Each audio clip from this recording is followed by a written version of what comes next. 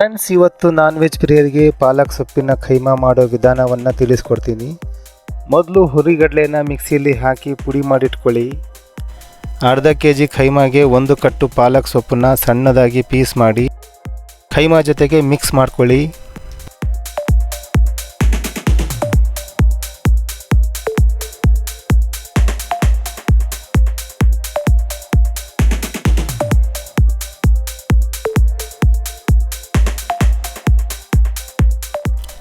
ನಂತರ 1 tea spoon ಬೆಳ್ಳುಳ್ಳಿ ಶುಂಠಿ ಪೇಸ್ಟು, 1 ಟೀ ಸ್ಪೂನು ಖಾರದ ಪುಡಿ, 1 ಟೀ ಸ್ಪೂನು ಉಪ್ಪು, ಸ್ವಲ್ಪ ಅರಿಶಿನ ಪುಡಿ, 1 teaspoon Kashmir chilli powder, 1 teaspoon garam masala, ಜೊತೆಗೆ ಸ್ವಲ್ಪ ಎಣ್ಣೆ ಹಾಕಿ ಹಾಗೆ 1 ಹಿಡಿಯಷ್ಟು ಹುರಿಗಡಲೆ ಪೌಡರ್ನ ಹಾಕಿ ಚೆನ್ನಾಗಿ ಮಿಕ್ಸ್ ಮಾಡ್ಕೊಳ್ಳಿ.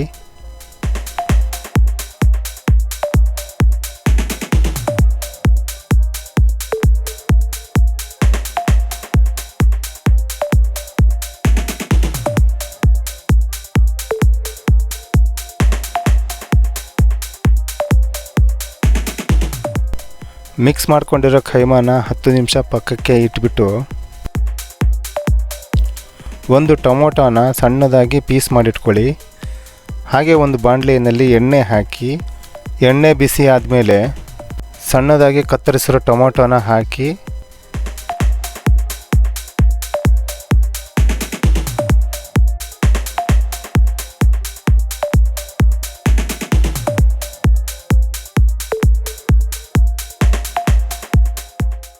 ನಂತರ ಮಿಕ್ಸಿಯಲ್ಲಿ ರುಬ್ಬಿಕೊಂಡ ಹಸಿ ಕೊಬ್ಬರಿ ಪೇಸ್ಟ್ನ ಹಾಕಿ ಎಣ್ಣೆಯಲ್ಲಿ ಫ್ರೈ ಮಾಡಿಕೊಳ್ಬೇಕು.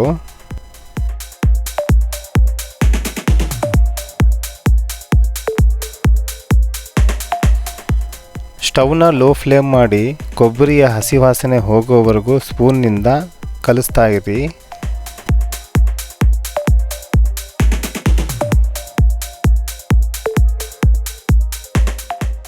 ಈಗ ಮಿಕ್ಸ್ ಮಾಡ್ಕೊಂಡಿರೋ ಕೈಮಾನ ಸಣ್ಣ ಉಂಡೆ ಮಾಡಿಕೊಂಡು ಬಾಣಲೆಗೆ ಹಾಕಿ ಬೇಯಿಸ್ಕೊಳ್ಳಿ.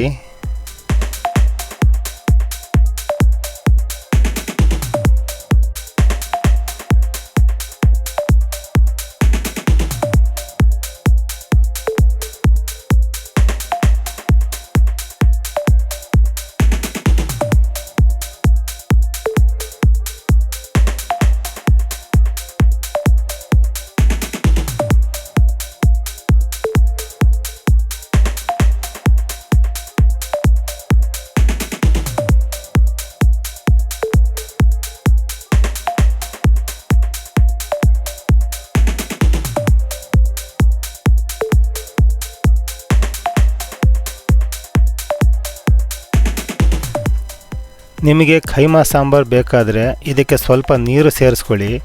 1 ಟೀ ಸ್ಪೂನು ಉಪ್ಪನ್ನ ಹಾಕಿ ಮುಚ್ಚಳ ಮುಚ್ಚಿ 20 ನಿಮಿಷ ಬೇಯಿಸ್ಕೊಳ್ಳಿ. ಈಗ ಘಮಘಮಿಸುವ ಕೈಮಾ ಊಟಕ್ಕೆ ರೆಡಿಯಾಗಿದೆ.